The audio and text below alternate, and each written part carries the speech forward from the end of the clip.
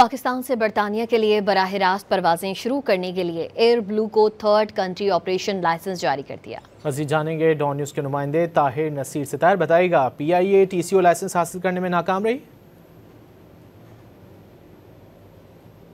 شروع کرنے کے معاملے میں اہم پیش رفت آئی ہے۔ یو کے ڈی ایف ٹی نے نجی ایئر لائن ایئر بلو کو تھرڈ کنٹری آپریشن لائسنس جاری کر دیا، جبکہ پاکستان ایئر لائن نے یہ تصدیق کی ہے کہ قومی ایئر لائن ٹی سی او لائسنس حاصل کرنے میں ناکام رہی ہے۔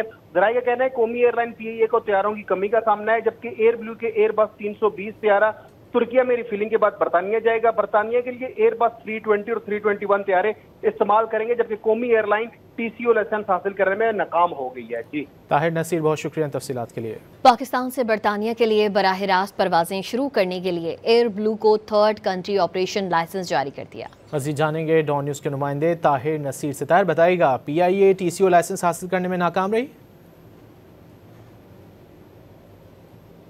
شروع کرنے کے معاملے میں اہم پیش رفت آئی ہے۔ یو کے ڈی ایف ٹی نے نجی ایئر لائن ایئر بلو کو تھرڈ کنٹری آپریشن لائسنس جاری کر دیا، جبکہ پاکستان ایئر لائن نے یہ تصدیق کی ہے کہ قومی ایئر لائن ٹی سی او لائسنس حاصل کرنے میں ناکام رہی ہے۔